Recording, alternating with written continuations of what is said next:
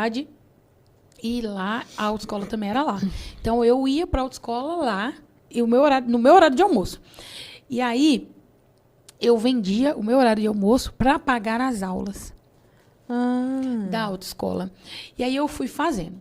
A igreja, mãe Jamile, a igreja, a gente aprendeu que a igreja era um pedacinho do céu. Mas, você que me ouve, tire isso da sua mente. Porque se a igreja fosse um pedacinho do céu, a igreja não tinha nós, imperfeitos. E nós somos imperfeitos. Porque o céu, ele é dado de pessoas santas, perfeitas. Não, é melhor a gente comparar a igreja com um hospital.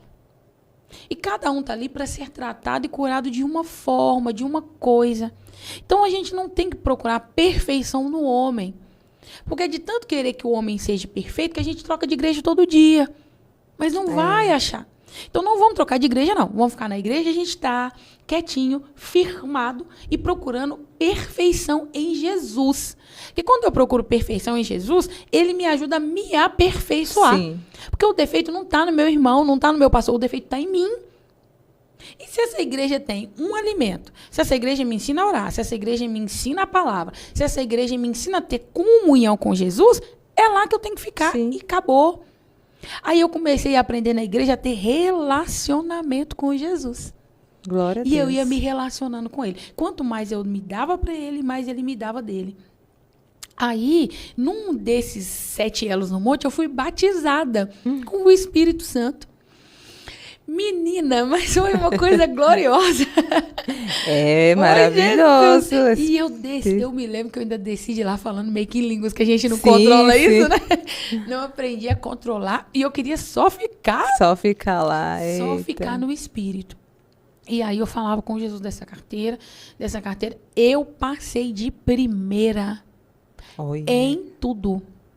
Eu me habilitei de primeira. E aí, agora eu estou habilitada. E eu subia no altar e contava testemunho. Porque o testemunho, ele edifica. Sim. Às vezes tem um irmão ali que está sem saber o que fazer. Jesus não falou com ele na palavra, não falou com ele no louvor, mas fala no seu testemunho.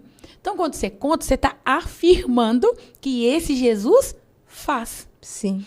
Só que enquanto eu ia conquistando essas coisas e me aprofundando em Jesus, o meu irmão ia se afundando na droga e cada dia mais usava. E a minha irmã, cada dia que passava, mais... piorava. Mais e mais e mais depressiva. E acumulada de remédios. Porque os remédios, eles iam aumentando a dose. Então, quanto mais ela tomava, menos ela ficava em pé. Ela ficava debilitada, né? Só deitada. Isso. E ela deu uma crise lá um dia e ela cortou o cabelo todo, ela mesma. Com a tesoura, sabe? Com a faca. Que perigo. Cortou tudo. E aí a gente teve que levar no salão para poder organizar. Arrumar, né? Sabe? O cabelo.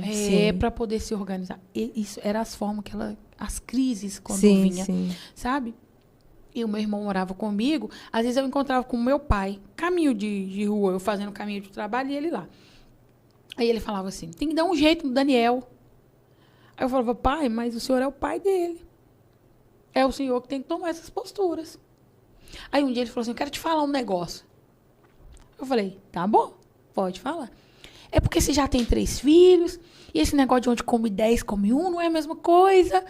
E eu falei, pai, mas o senhor chegou agora. Implicância, né? Implicando ali. O senhor devia ter me falado isso quando eu tinha 15 anos. Era. E a gente não teve essa conversa.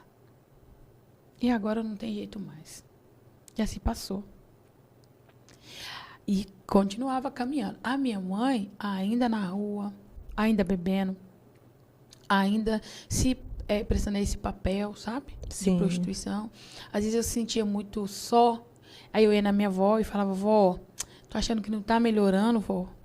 Tá ficando pior. E ela falava, então Jesus já tá trabalhando. Quando pior é que Jesus tá no negócio. E eu dizia, vó, mas essa teoria não tô aguentando, vó. E ela falava, não desiste não. Vai pra igreja e ora, Vanessa, e ora. E aí eu fui tomando isso, a oração. A oração é a chave que abre qualquer porta.